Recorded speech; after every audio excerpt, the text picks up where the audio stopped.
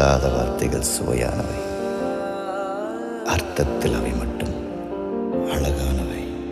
அவளோ அவளோ நிலவின் போதை துகளோ, அவளோ அவளோ கார்குழல் வெறியும் மயிலோ, திசையறியாத மேகம் தலையினில் விழுதோ,